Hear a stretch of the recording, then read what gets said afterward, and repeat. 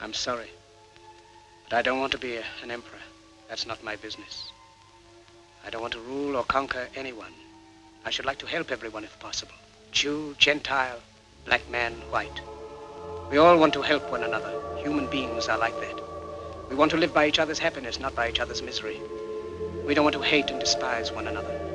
In this world, there's room for everyone, and the good earth is rich and can provide for everyone. The way of life can be free and beautiful, but we have lost the way. Greed has poisoned men's souls, has barricaded the world with hate, has goose-stepped us into misery and bloodshed. We have developed speed, but we have shut ourselves in.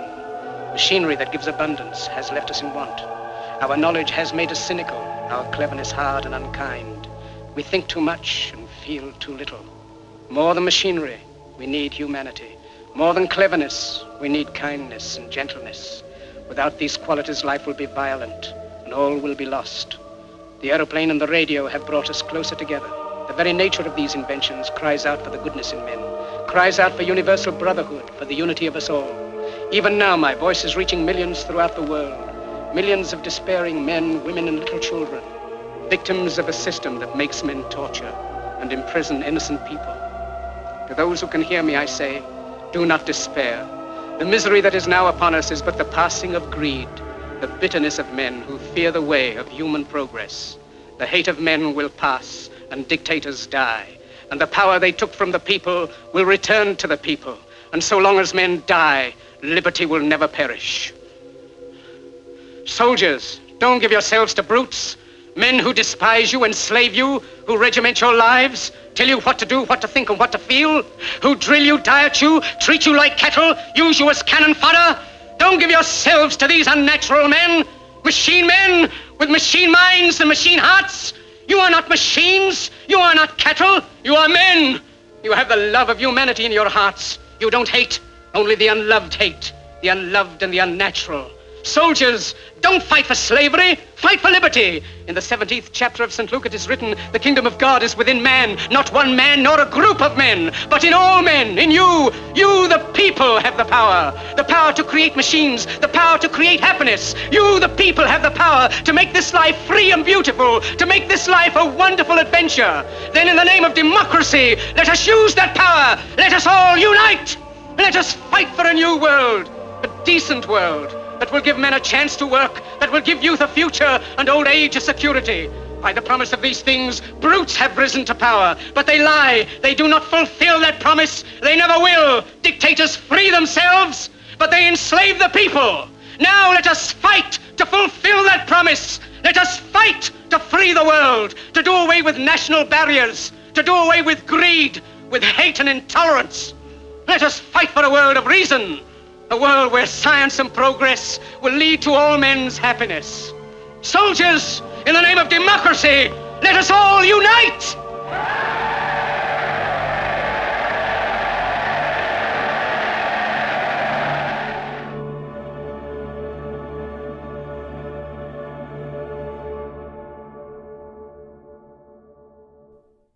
Despite the cute thumbnail depicting possible end-of-the-world scenarios, I dreadfully fear the end of it all with my entire being, my very soul if you subscribe to that kind of thing.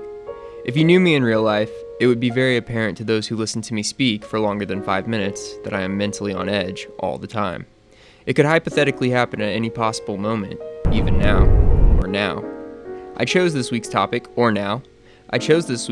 as a means for me personally to confront my greatest phobia, lightening the weight on my chest and informing you, the individual, of the apocalypse that's not coming. When I say individual, I mean individual.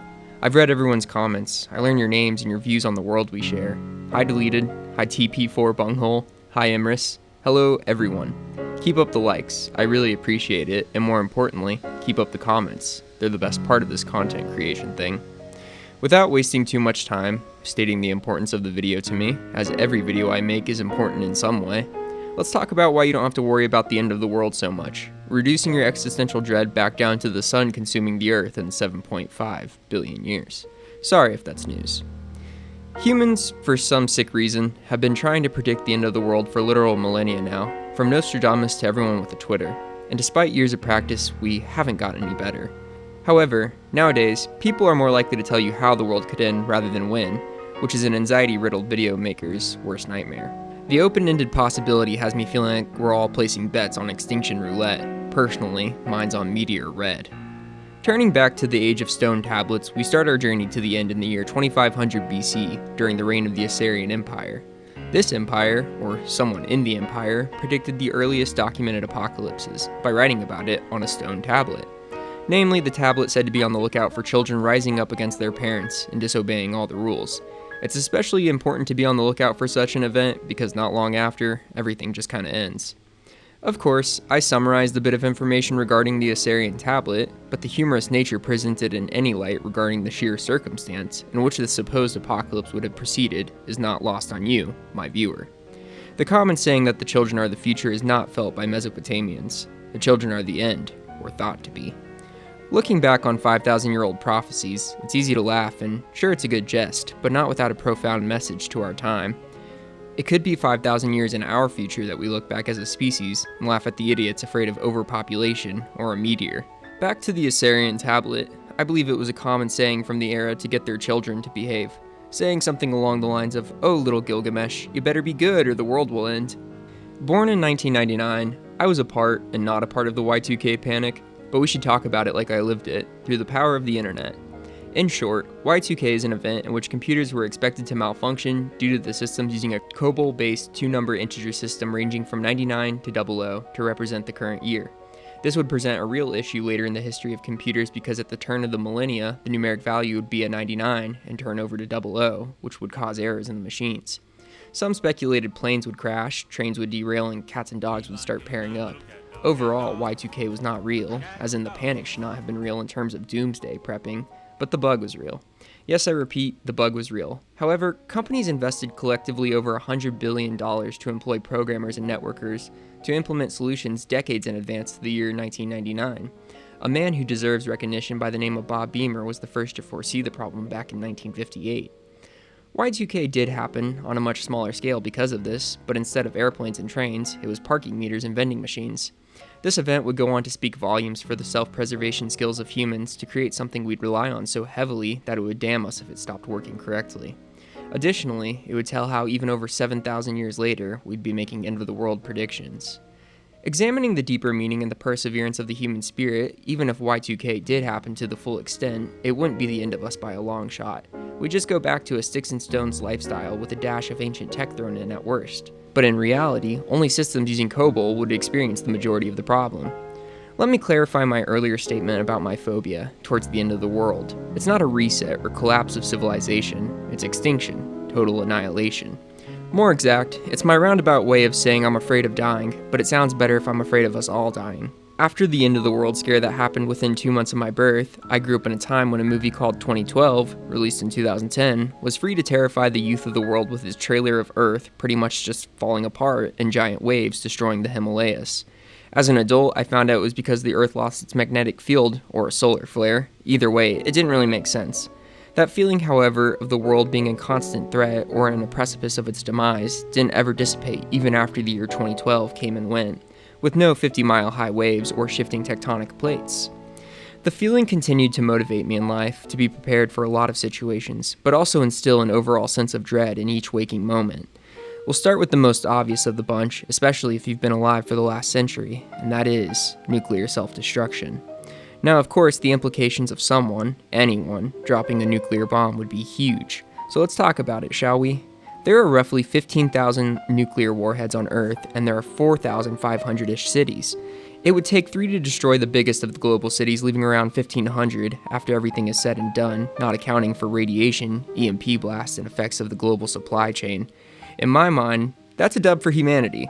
The biggest nuke ever detonated was dubbed the Tsar Bomb and had a blast radius of 150 miles, but could not be considered operational as there was no artillery system capable of delivering the payload.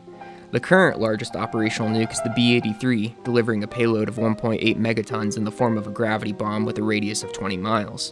To give even more perspective, the blast radius for the bomb dropped on Hiroshima was relatively small in the grand scheme of things. Bigger than a bunker buster for sure, but smaller than every other nuke made, having a blast radius of 1 mile. It goes without saying this twins the Nagasaki bomb as well, with 1 mile blast radius. Obviously, the challenge afterward would be tremendous, and it could be the end of us just as well it could be a new start. But just knowing there are not enough nukes to blow up the Earth entirely is comforting and an optimistic look towards the face of the abyss. Russia is the one who's constantly threatening nuclear armaments, but Russia has a very low survivability rate given the location of cities, population density, geographical climate factors, and so much more.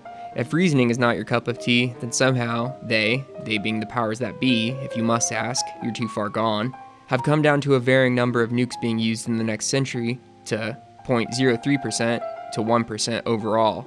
Very low. The use of a nuke would not necessarily provoke an all-out end-of-the-world scenario. It'd be tense, but the likelihood of nukes being dropped has statistically reset the number to null.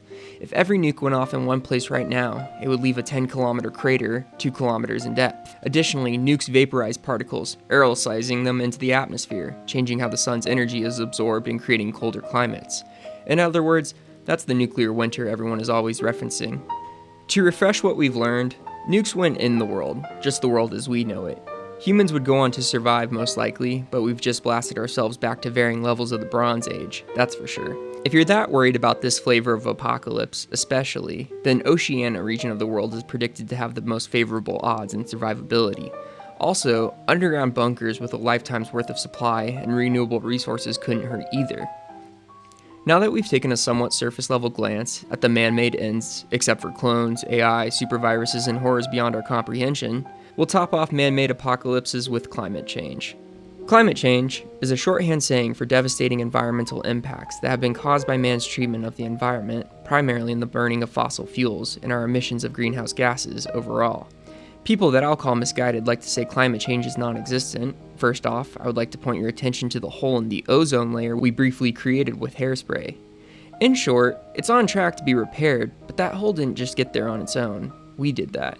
In case you didn't know, the ozone is a part of the stratosphere and protects us from super intense radiation that the sun gives off and also is just found in space. In the later years, people have more tangible standards on the state of the environment in the form of temperature. The most concerning factor that we're changing at a drastic rate is the overall temperature of the Earth, especially since the Industrial Revolution. Not much more to say about that. The increasing temp of the Earth shows itself in the melting ice caps and the uninhabitable zones rearing itself on the horizon. Zones that range so drastically in extreme heat or cold that even if humans wanted to live there, the temperature is not suitable given all the water in the world. Cold is a bit of a different story, but with heat around 145 degrees Fahrenheit is when things get dicey. Billions are expected to be affected by the impending climate crisis, mostly in developing nations as the rising sea levels will displace people from developed lands and homes, creating the worst humanitarian crisis to date. It's an important issue that needs attention, but in my mind, the imminent threat presented by climate change does not possess species, at least our species-ending capabilities. I grow plants, a lot of plants, just to help offset my carbon footprint, and I'm especially aware of myself and my place within the greater ecosystem. That feeling you get by being secluded in nature, the one that's becoming more and more rare, especially for the everyday person, is not by chance. Worst case scenario, we cook ourselves to death in a homemade greenhouse, but nature goes on without us. Age of the Plants Part 2. And even in nuclear war, it's still Age of the Plants, but with tumors DLC. All that said, I don't see climate change being the end of us, but be aware, the impacts may have consequences that we're not ready for.